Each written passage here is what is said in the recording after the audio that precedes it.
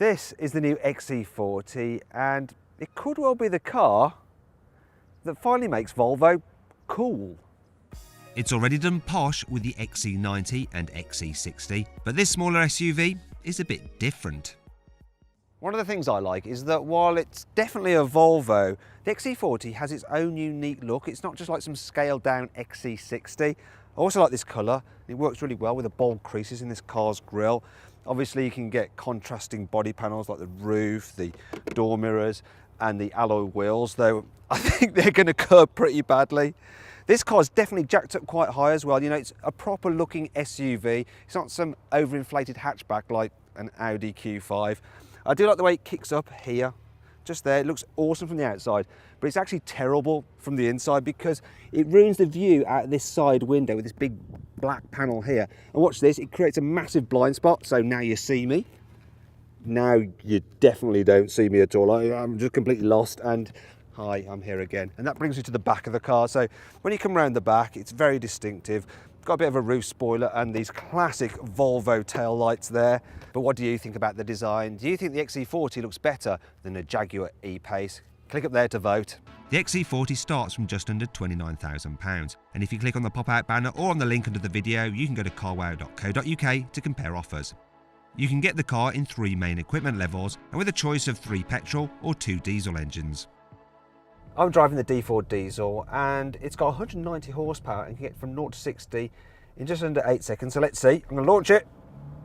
Yes, important test in a diesel SUV. You can probably hear that.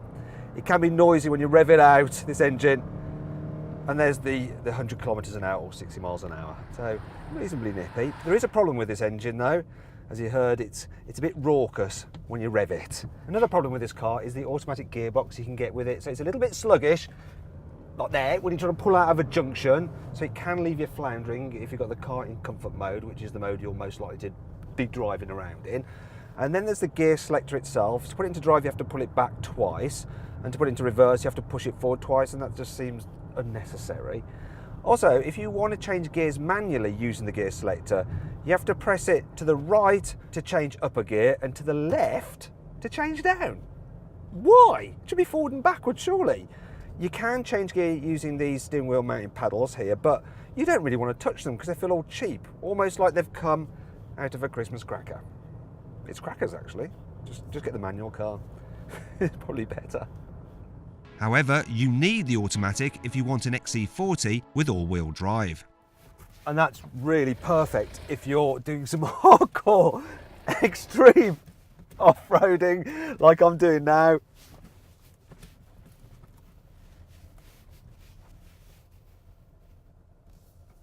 Okay, so maybe I'm just faking it. I'm not testing this car properly off-road, but then really, most owners aren't going to go any more off-road than I am right here. I think I'm going to turn around and go onto the highway again.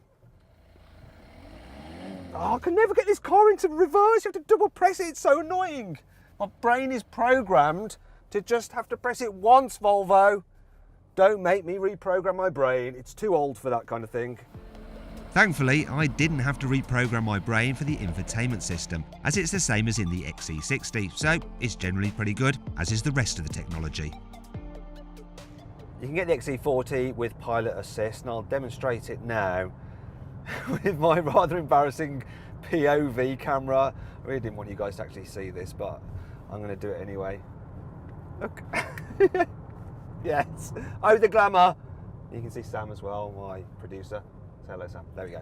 So the way it works is that you've got radar, cruise control, keep your safe distance from the car in front, and you see that green thing there? It means the car's cameras are recognising the lines in the road, and it will basically take control of the steering for you. You shouldn't actually take your hands off the wheel. The lady from Volvo is probably having kittens right now because they hate it when I do this, but it's the only way to show you that it actually works. So there you go, look, you can see it's steering, and if I carry on for too long, it's going to get cross and disengage.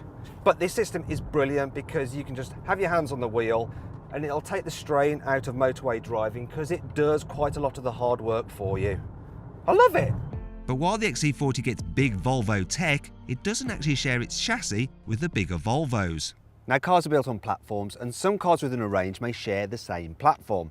For instance, if you think about this piece of millionaire shortbread as being the XC90, if you shorten it somewhat, you then get the XC60. The trouble is, having caramel, biscuit and chocolate is quite expensive, and for a smaller car, you want something a bit cheaper. You want cheaper ingredients, such as what you get with a Kit Kat, wafer and chocolate. And this would be the XC40, and if you were to shorten this, you get the next V40. Also, Volvo's Chinese owners Geely can then use this platform themselves for their own cars. Yeah, don't worry though, this car is 100% Volvo. It's even got a little Swedish flag on it there, just to remind you. So the XC40 is built from cheaper stuff than the 60 and 90. But does that mean it feels cheap to drive? No, not at all actually. In fact, it's very good in a Volvo kind of way. And what I mean by that is that there is absolutely no sporty edge to it like you get with a BMW X1. But really, having a sporty tall SUV is a bit like trying to run a race in platform shoes instead of trainers. It's totally pointless. For what it's supposed to do, it does very well. So if you steer it, it'll go where you point it. When you go into a corner, it doesn't feel like it's going to topple over. It's easily good enough. And more importantly, it's very comfy. So the suspension has a nice floaty feel to it. It makes it feel like you're on air suspension, even though it's just normal springs. Then when you're cruising at speed, it's reasonably quiet. So I'd say in the driving department, it's job done. But is it job done in the interior department too? Generally, material quality is pretty good in here. Obviously, it's not quite as plush as the XC60, but then this is a cheaper car. And you've got soft touch materials on the dash, which, yes, they passed the CarWow Flick test. There is one thing I found that I don't like at all, though. Look at the finish here. That is dreadful. You wouldn't get that on an Audi. However, you wouldn't get digital driver's display as standard on an Audi either, but you do on this XC40. And there's some other nice features. I love these air vents, the way they move around. It's kind of cool. And I like what Volvo have done here with the door. So to save money, they've done it as a one-piece thing, but so it doesn't look all horrible. They've actually lined it with felt. And the flip side of doing that is that you've got some huge door bins. They're huge. Now you might be wondering, so where's the big speaker here? I can just see a little tweeter up there. Well, the main bass speaker is behind the dash and it just reverberates around the cabin. And the solution is you get that huge door bin. In fact, storage is really good in here. So you've got large space under there, some more. Could be space here, cup holders. There's a storage area here with a charging pad for a mobile phone. I've even got a little drawer under the driver's seat. There's decent storage for humans in the rear seat and for their stuff in the flexible boot, which even has a special divider with bag hooks. So then, what's my overall verdict on this car? Well, it's nicer to drive than a Mercedes GLA. It's more modern looking than an Audi Q3 and bigger than a Q2, and it's better value for money than a Jaguar E-Pace. So yeah, you could say it's a bit like shooting herring in a barrel. That's a Swedish reference, by the way. Yeah, lame. Okay, anyway, if you enjoyed this video, please like it, share it and subscribe to our channel. And don't forget to put your notifications on so you're alerted when we make an upload. Also, click on the windows for more videos.